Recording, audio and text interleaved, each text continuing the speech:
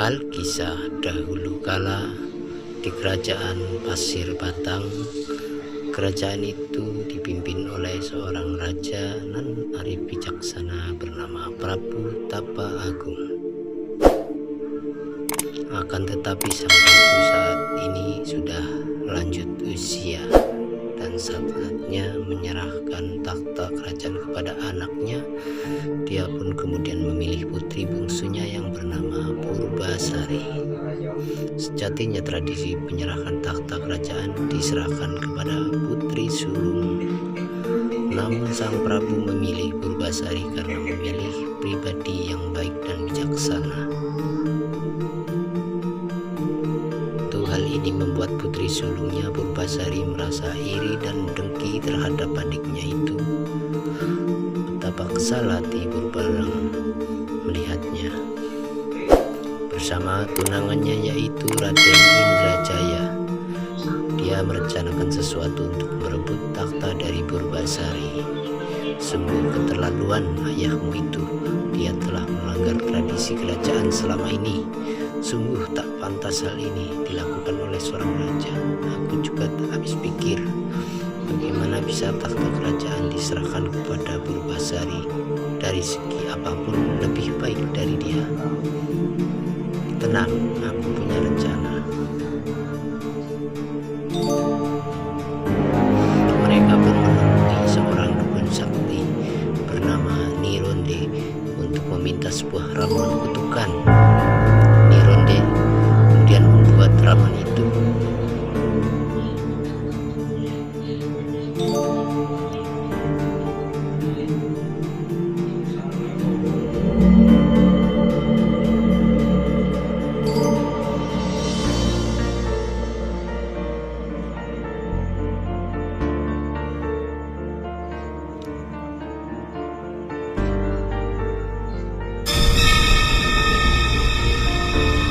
Ramuannya jadi, Nironde memberikan kepada Purbararang untuk dicampurkan ke dalam minuman Purbasari agar terkena sebuah penyakit aneh.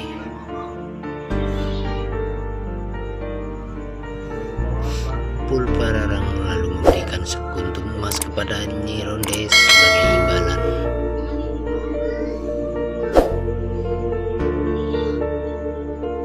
Keesokan harinya Purbararang menyampurkan ramuan itu ke dalam minuman Purbasari.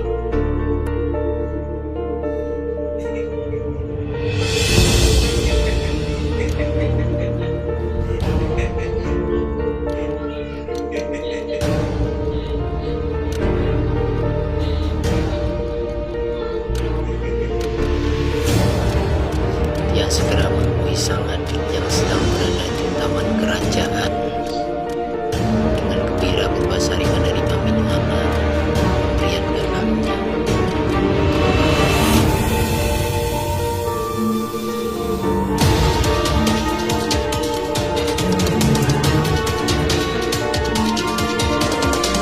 Dan segera dia meminumnya karena kebetulan sedang merasa haus.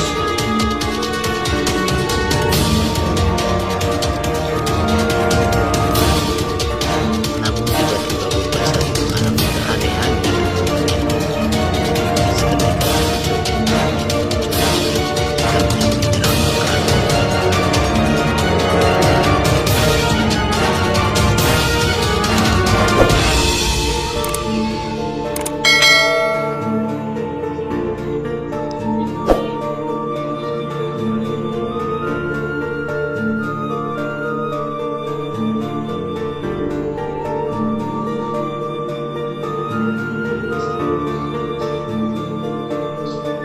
Purbararang segera mengadu kepada sang Prabu atas apa yang tengah terjadi pada Purbasari.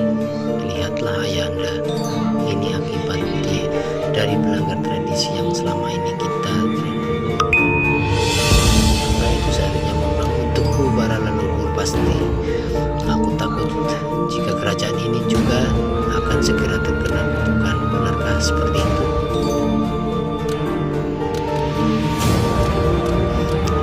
Sekarang kita asingkan Purbasari ke suatu tempat. Apakah suatu kerajaan ini juga terkena kutukan yang sama?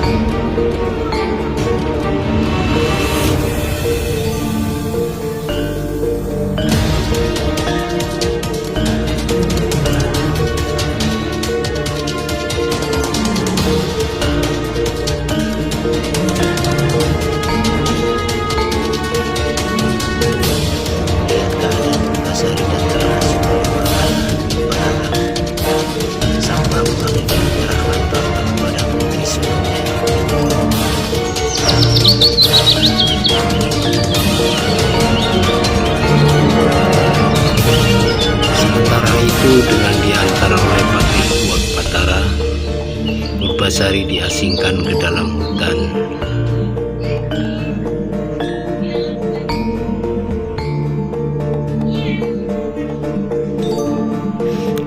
Ia tinggal di sebuah pondok yang dibangun oleh sang patih. Di pondok kecil inilah Purbasari akan menghabiskan hari-harinya. Sebelum kembali ke istana, Patih Uwak Batara berjanji akan selalu membawa makanannya untuknya. Sebelum kembali ke istana,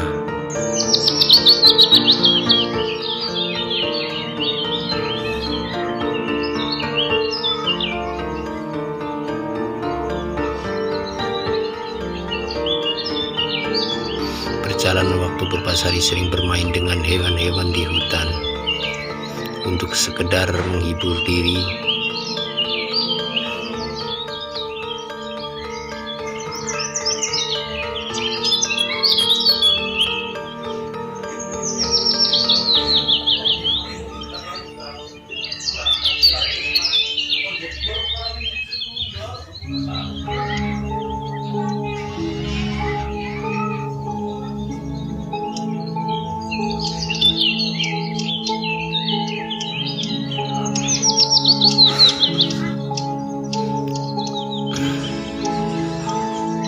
Hingga suatu ketika saat Purbasari sedang sendirian, sepasang mata nampak mengawasinya dari kejauhannya.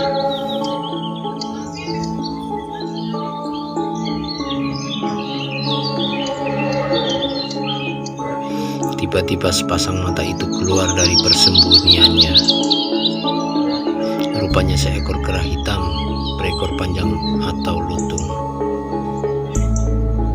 Purbasari pun terkejut dan ketakutan. "Ampun lutung, tolong jangan sakiti aku. Jangan takut, aku tak akan menyakitimu. Aku tersesat di hutan ini. Aku hanya ingin bermain dan berteman." Melihat lutung yang bisa bicara membuat Purbasari semakin ketakutan. Namun berhasil tenang oleh lutung itu, karena memang tidak ada niat jahat sama sekali. Purbasari akhirnya menjadi lebih tenang. Dia pun juga memperkenalkan diri dan menceritakan semuanya. Kenapa dia bisa berada di hutan ini? Akhirnya mereka pun berteman.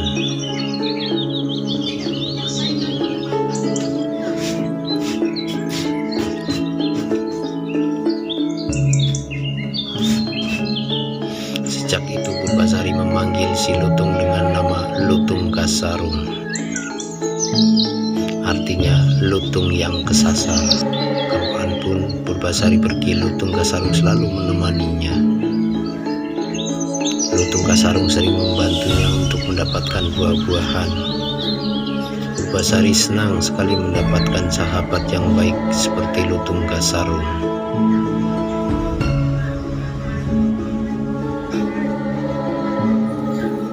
Di balik kebahagiaannya itu, setiap malam Purbasari merasakan kesakitan di sekujur tubuhnya.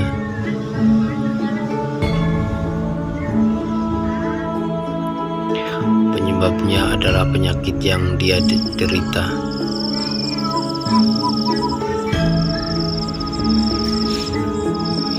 Hal ini secara tak sengaja dilihat oleh Lutung Kasarung ketika dia berada di atas pohon sekitar pondok.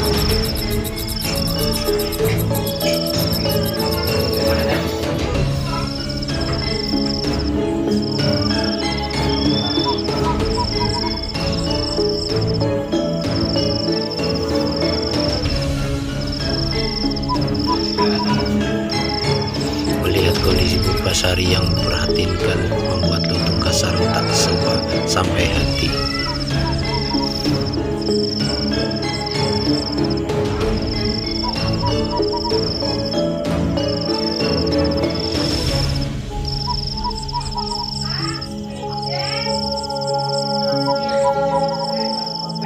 Akhirnya pada saat bulan purnama, Lutung Kasarung bersemedi memohon kepada Yang Maha Kuasa untuk menyembuhkan penyakit Purbasari.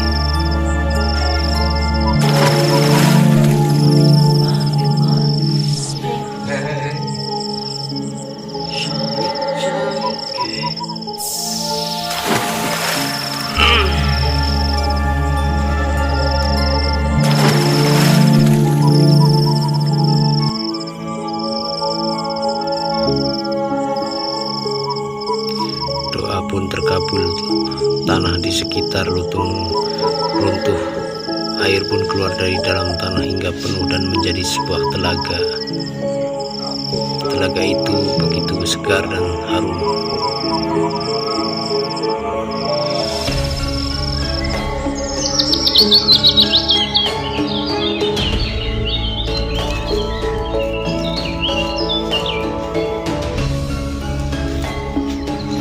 Keesok harinya, ketika matahari menyingsing, Lutung Kasarung mengajak Purbasari ke telaga tersebut.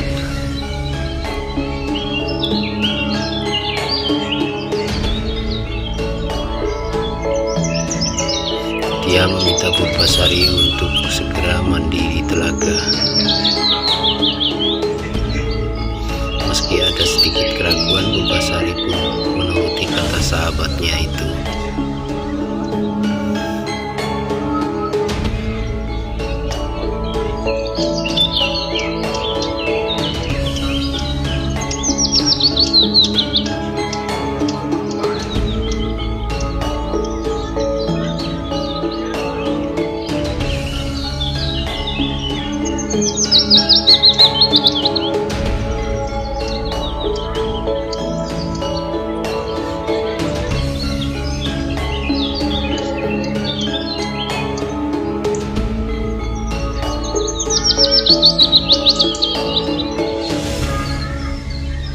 Keajaiban terjadi, perlahan bintik-bintik hitam yang memenuhi badan Purbasari mulai menghilang.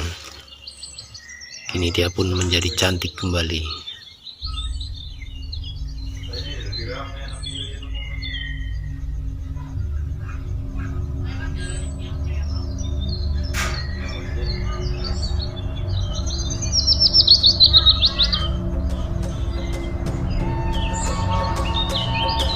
Dia sangat bersyukur dan berterima kasih kepada Lutung Kasarung.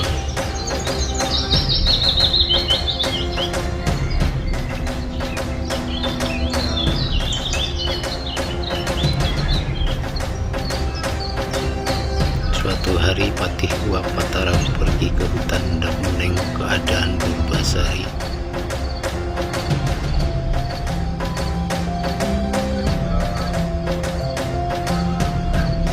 Betapa senangnya dia melihat Purbasari telah sembuh. Dia pun mengajak Purbasari untuk kembali ke istana. Aku tetap sang putri menolaknya, karena dia sudah sangat nyaman berada di hutan tempat perasingannya itu. Namun setelah didesak sang Patih dan dibujuk oleh Lutung Kasarung, akhirnya Purbasari menerima ajakan itu.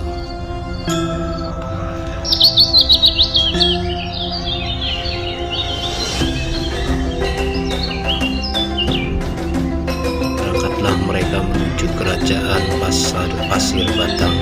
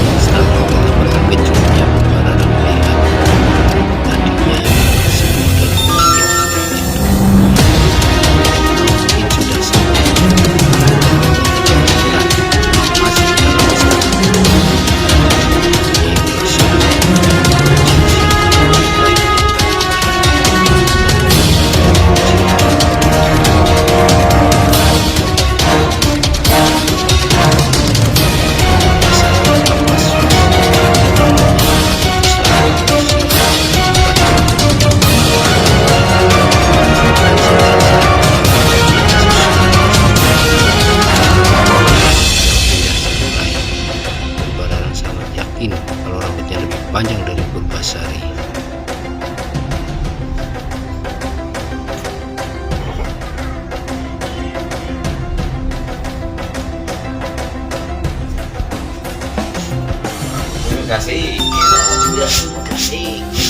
Dia tengah keraguannya, kini giliran Purbasari membuka sanggulnya.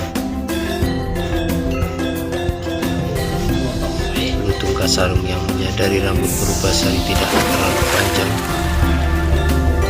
dia segera memanggil para murid kecil untuk menyambut Purbasari.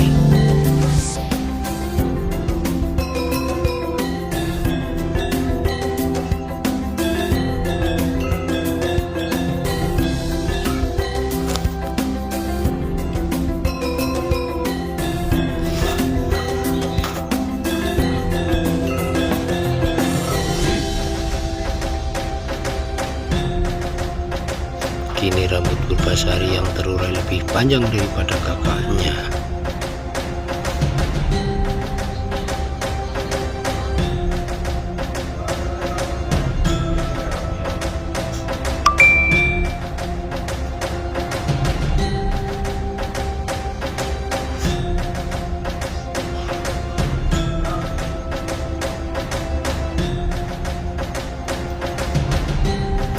Melihat itu Purbararang semakin murka.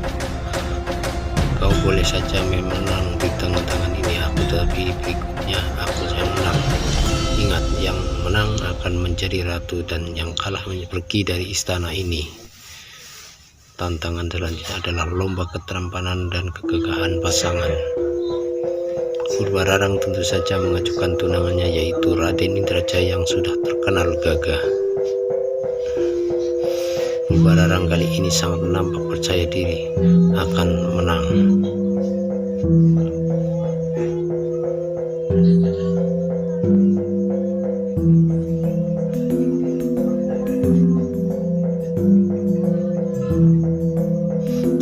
Tanpa disadari Purbasari menunjuk Lutung Kasarung sebagai pasangannya.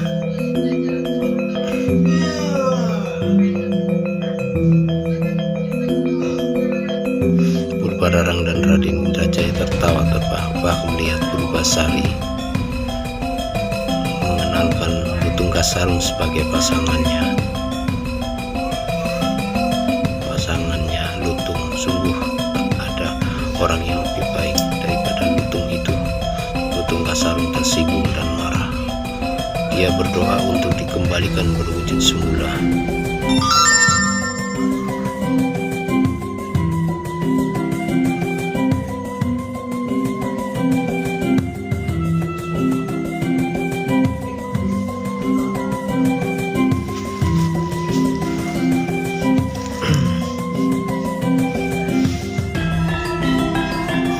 Ajaibnya Lutung Kasarung kembali ke wujud semula, yaitu menjadi Pangeran Guruminda. Ceritakan dahulu, Pangeran Guruminda tidak berkenan menikah dengan bidadari kayangan seperti yang diperintahkan Sunan Ambu ibunya. Dia hanya berkenan menikah dengan perempuan yang cantiknya setara dengan ibunya itu. Sunan Ambu menjelaskan bahwa sosok perempuan yang cantik dirinya hanya akan ditemui di Pangeran Guruminda di dunia manusia. Namun jika Pangeran Guruminda bersikeras, dia harus pergi ke bumi tidak dalam bentuk yang gagah dan tampan, melainkan harus dalam wujud berupa lutung. Pangeran Guruminda menyatakan kesetiaannya.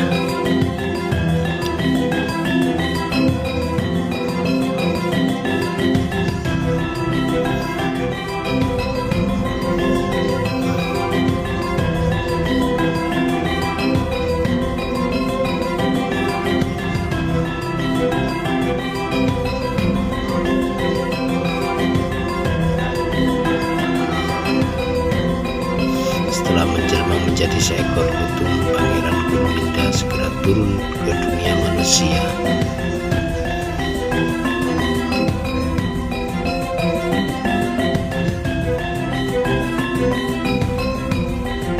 Semua orang terhenyak melihat ketampanan Guruminda. Ketampanan dan kegagahan Guruminda jauh melebihi Raden Indrajaya. Kemenangan mutlak telah menjadi milik Purbasari. Sebagai pemenang, Purbasari berhak menduduki takhta. Sementara Purbararang Indrajaya harus angkat kaki dari istana. Purbasari adalah seorang ratu yang baik dan bijaksana. Dia justru memaafkan semua kesalahan kakaknya. Purbasari tidak ingin menghukum kakak kandungnya karena dia sangat menyayangi Purbararang. Bahkan Purbasari mengizinkan Purbararang untuk tetap tinggal di istana. Kali ini Purbararang menerima dengan lapang dada jika adiknya naik tahta. Akhirnya cerita Purbasari menikah dan hidup bahagia bersama Pangeran Guruminda atau Lutung Kasarung.